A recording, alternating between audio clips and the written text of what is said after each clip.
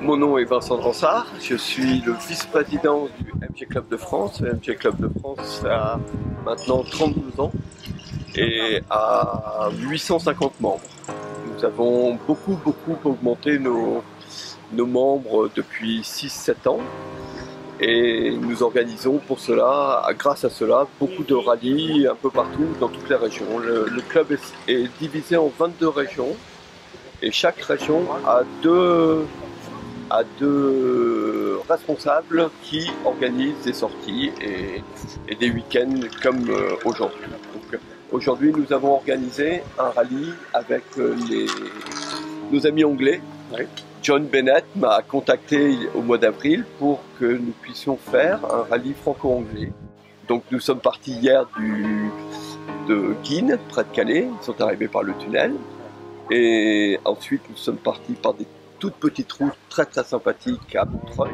De là, nous sommes partis au Crotoy. Nous avons pris le train jusqu'à Saint-Valéry. Nous sommes revenus ensuite au Crotoy. Nous avons repris les voitures, les MG, et nous sommes arrivés à l'hôtel au Cap-Anglais.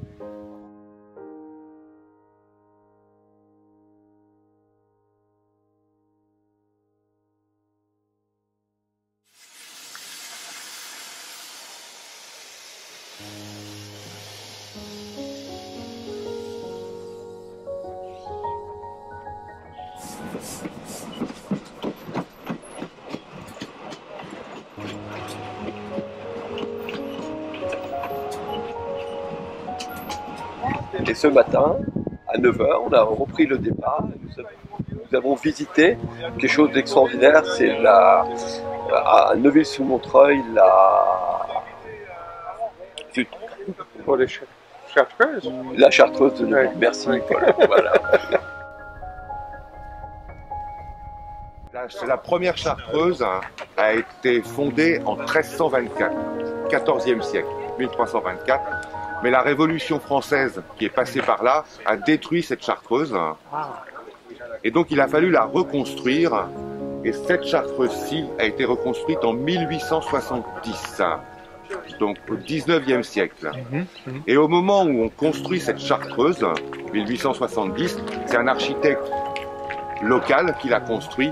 Les Chartreux lui demandent de construire une deuxième chartreuse en Angleterre, à Parkminster, dans le Kent. C'est un peu au nord de Brighton. Voilà, donc il y a deux chartreuses, elles sont jumelles, hein. Une ici en France, une en Angleterre. Okay, we're looking at this particular car. This is a TD. It's one of the T series, and the T series began in 1935 and they finished in 55. And the TDs ran from 51 until the end of 53.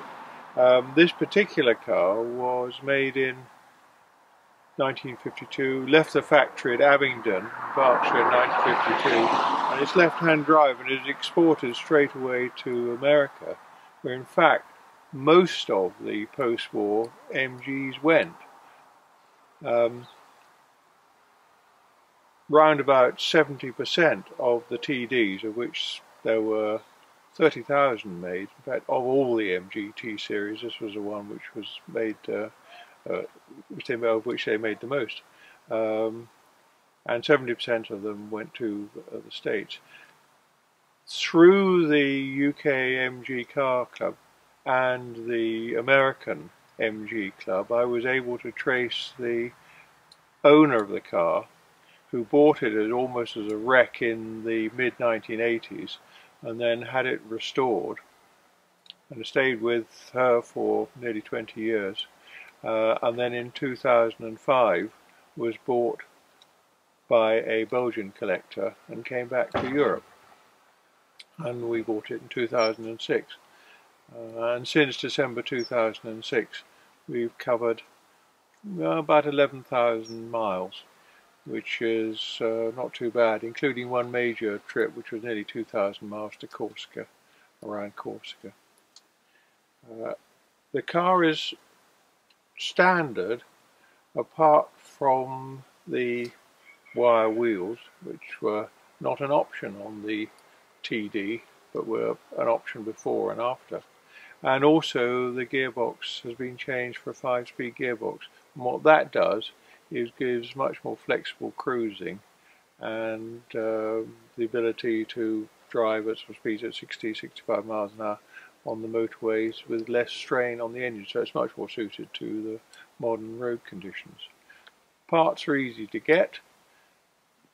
There are a number of suppliers for them. They're a lot easier to get than they were 40 years ago when we had our first MG, and as a result of that I'm hoping that this will keep running for a number of years to come.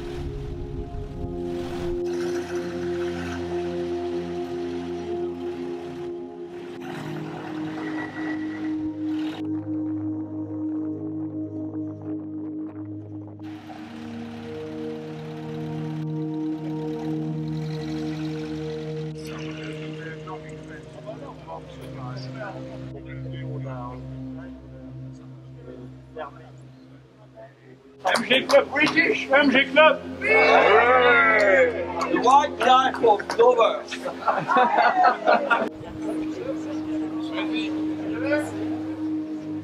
So it reminds me that Britain is famed for exporting two things to the world: football and MG cars. Football brings with it hooliganism and negative connotations of all kinds, whereas MG somehow bring a smile to everybody's face. And wherever we go in the world, amazingly enough, we encounter MG owners and we make friends without any difficulty at all. And it's a brilliant social medium, the MG. And to think they all came from a tiny little factory in Africa is quite astonishing. The pity of it is they're now made in China. There you go.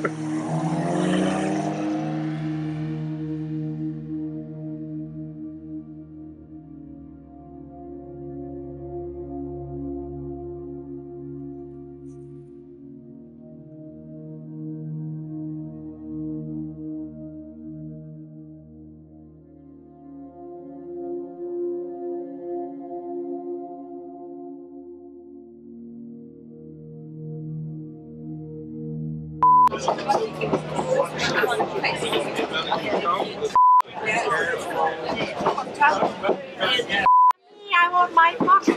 Insisted that ship was sunk. We did wrong. What's it called, that ship?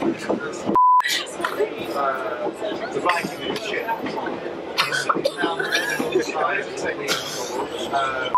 Now it did come out of my nose. No, it's because you were laughing, otherwise you would have had more on my